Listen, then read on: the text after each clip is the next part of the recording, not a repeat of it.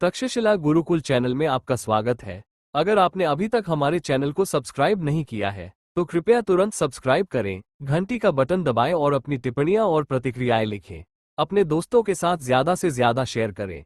हम ऑनलाइन कुंडलिनी राजयोग दीक्षा और 6 महीने में कुंडली सक्रियण प्रदान करते हैं। भूप्रलय कृत युग 17,28,000 वर्ष, तत्रयु युग 12,96,000 वर्ष, द्वापर युग 8,64,000 वर्ष, कलयुग 43,20,000 वर्ष, अंतु 43,20,000 वर्ष, महायुग या दिव्य युग। 71 दिव्य युगों को एक मन विनालिका में विभाजित किया गया है और 14 मनुओं पर एक मनु का शासन है। चतुर्युग सहस्राणी ओविडिम पितामह पितामह सहस्राणी विष्णुघ टीका में वच विष्णुद्वादशलक्षण निमिषार्धाम सदाशिव। महान प्रलय सदाशिव का 100 वर्षों तक शासन है। महिषासुर एक बार धनु के पुत्र ब्रह्मा ने महिषी को देखा और उसे मोहित कर लिया। महिषी ने अग्नि के साथ खेलने के लिए उसकी अग्नि में प्रवेश किया। उनके वीर्य से अग्नि की अग्नि निकली और महिष का जन्म हुआ। उसने मेरु पर्वत पर 10,000 वर्षों तक तपस्या की थी, ये सोचकर कि स्त्रियां उसे नहीं मार पाएंगी, और उसने किसी भी पुरुष राक्षस से वरदान लिया था कि उसकी मृत्यु न हो। इसलिए ब्रह्मा देवताओं के कष्टों का निवारण नहीं कर सके। अंततः यदि वह शक्ति से बनी स्त्री बन जाती तो वह उसे मार सकती थी। इसलिए अपनी शक्ति से प्रार्थना करो, सभी शक्तियां महालक्ष्मी नामक एक स्त्री बन जाएंगी। उसने निश्चय किया कि वह उसे मार डालेगी। विचार महिषाकोण असुर रात्रिवासी जो अज्ञान में शंकु के समान मन से चलता है और अज्ञान में ही कर्म करता है, वह महिषासुर है। जैसे बीज एक वृक्ष है और देवी अपनी लीलाओं के माध्यम से ही जगत है। इसलिए यह न जानते हुए कि सभी वस्तुएं और सभी कार्य देवी के हैं, वह अज्ञान से ग्रस्त होकर सोचता है, मैं शरीर और धन का रचयिता और भोक्ता हूँ, मैं इसका रचयिता और भोक्ता हूँ, और वह अष्टांगिक मार्ग से ग्रस्त है। दुष्ट वह जो आत्म साक्षात्कार के मार्ग को त्याग कर भौतिकवाद के मार्ग पर चलता है। भ्रष्ट वह जो अपने वर्ण श्रद्धा के मार्ग को त्याग कर निषिद्ध कर्म करता है। देवता क्रमशः अग्नि, पानी, पाद, उपनयन और वायु हैं। अधिष्ठाता अग्नि, इंद्र, उपेंद्र और ब्रह्मा है। अधिष्ठाता श्रोत, त्वच, चक्षु और जिह्व प्राण है। अधिष्ठाता दीक्षाल, वायु, सूर्य, वरुण और अश्विनी कुमार हैं। अधिष्ठाता मन, बुद्धि, चित्र और अहंकार हैं। अधिष्ठाता चंद्र, बृहस्पति, वासुदेव और रुद्र हैं। जब ये 14 इंद्रियां केवल अच्छे कर्मों में ही कार्यरत होती हैं, तो देवताओं को ज्ञान में चारु कहा जाता है। देवी के धन को असुर धन और दैत्यों को राक्षस कहा जाता है। महेश प्रारंभ में देवी के प्रति अत्यधिक समर्पित थे। बाद में धन के नशे में चूर होकर वह देवी की सुगंध को भूल गया। चिक्षुर, वासना, रुदाग्र, क्रोध, प्रसिलुमा, लोभ, इच्छा, उन सभी के लिए वह ईश्वर के रूप में विराजमान हो गया, जिन्होंने इस आसुरी धन के मंत्रियों द्वारा इंद्रिय रूपी देवताओं को, जो शुभ कर्मों से विमुख थे, वश में कर लिया था, अर्थात उन्हें दुष्कर्मी बना दिया था। महालक्ष्मी क्रोध, नारी चिचक्ति से युक्त देवताओं का गौरवशाली समुदाय, जो अहिंसा, सत्य, अस्तेय, ब्रह्मचर्य जैसे सात्विक गुणों की परिचारिकाएं हैं।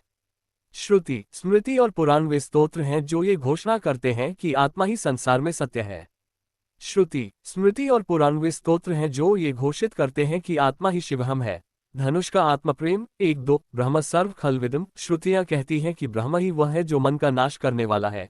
कांटा ही बाण है, ये शस्त्र हैं। ओंकार ही घंटी की ध्वनि है। अन्य 10 प्रकार के वाद्य तुरही हैं। आरुति ही अखंड आनंद का फल है। ज्ञान का प्रकाश ही पुष्प है। आनंद ही छत्र है। धाम ही चम की शाला है। सूक्ष्म कारणों में ज्ञान है। विष्णु, ब्रह्मा, रुद्र की संतान है। सिंह, जैसा कि दुर्गा सप्तशती में कहा गया है, सिंह समाहार धर्मेश्वरम, सिंह ही सर्वोच्च धर्म है। इस प्रकार दोनों अर्थ दिए गए हैं। आत्मा के ज्ञान से मनुष्य सर्वोच्च माना जाता है। सिंह रूप का ज्ञान है और शिव स्वयं रूप की अनुभूति है, अतः वृत्ति को धर्म माना गया है। चूंकि देवी ने वृत्ति को वाहन बनाया है, देवी सिंह वाहन है, जो रूप से संहार करती है और प्रबल कामना रूप में निश्चयपूर्वक भक्षण करती है। असुर धन, रज और उनके गुण जैसे मोह, लोभ, आसक्ति, ईर्ष्या, निर्दयता, काम, क्रोध, मद, अधीरता, अज्ञान, आलस्य और मंदता एक ही है। अस्त्र संकल्प, विकल्प, मन धनुष है, शब्द बाण है, पदार्थ बाण है, त्रिशूल अज्ञान तलवार है। इच्छा फंदा है, अज्ञान हाथी है, विषयों के पीछे भटकने वाला मन घोड़ा है। शरीर रथ है, दिव्य प्रकृति छल करने वाली। सेना है, दिव्य रणभूमि है। युद्ध का मुख्य उद्देश्य ये भावना विकसित करने की क्रिया की सब कुछ देवी का ही रूप है, विशेष है। दैवी युद्ध वह है जब कोई व्यक्ति देवी के दर्शन करने का प्रयास करता है, उसके हृदय में देवताओं और दानवों के बीच युद्ध आरंभ हो जाता है। असुर अपनी इंद्रियों को भौतिक भोगों की ओर मोड़ देते हैं। ज्ञान की देवी भौतिक भोगों से विमुख होकर परम पुरुष की ओर उन्मुख हो जाती हैं। ये प्रवृत्ति उनके बीच निवृत्ति युद्ध है। वे जिनका व्यवसाय संभालते हैं वही विजयी होते हैं। इस युद्ध में देवी दैत्य जीवन का भार त्याग कर अपने प्रिय पुत्र को आत्मा में परिवर्तित कर लेती हैं।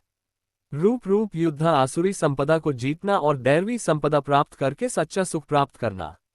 राक्षसों का वध क्या बच्चों और शिष्यों को पीटना न केवल उन्हें कष्ट देता है, बल्कि उन्हें सही मार्ग पर भी ले जाता है। क्या ये चेतना को धोना है? क्या ये बिस्तर को प्रवाहित करने के लिए नहीं, बल्कि उनके अंदर के मल को निकालने के लिए है? क्या ये लौह रस और दूध को अधिक उबालकर उसे जमा देने के लिए नहीं, बल्कि उसकी मिठास बढ़ाने के लिए है? क्या ये रत्न तराशने के लिए है? हम इसे नष्ट किए बिना इसकी चमक कैसे बढ़ा सकते हैं? इसी प्रकार राक्षसों का वध किया जाता है। यह उनके अंदर के दुर्गुणों का नाश और सद्गुणों की वृद्धि के लिए है। ये कामी को पुनर्तः नष्ट करने के लिए नहीं है, बल्कि दुष्ट प्रवृत्ति को कम करके उसे वश में करके उसे सद्गुणों की ओर मोड़कर उसे लाभदायक बनाने के लिए है। दूसरी कथा यह उपासना कांड है। कामी का फल अस्थिर और चंचल होता है, इसलिए ये स्फूर्तिदायक होता है। कामरहित काम से मन शुद्ध होता है और परमेश्वर के दर्शन होते हैं। चूंकि कामी मन की शुद्धि के शत्रु के समान है, इसलिए अहंकार पर विजय प्राप्त किए बिना मन शुद्ध नहीं हो सकता। मन के ज्ञान की विजयी छवि की शुद्धि का मुख्य साधन है। यही ज्ञान इस कथा का विषय है।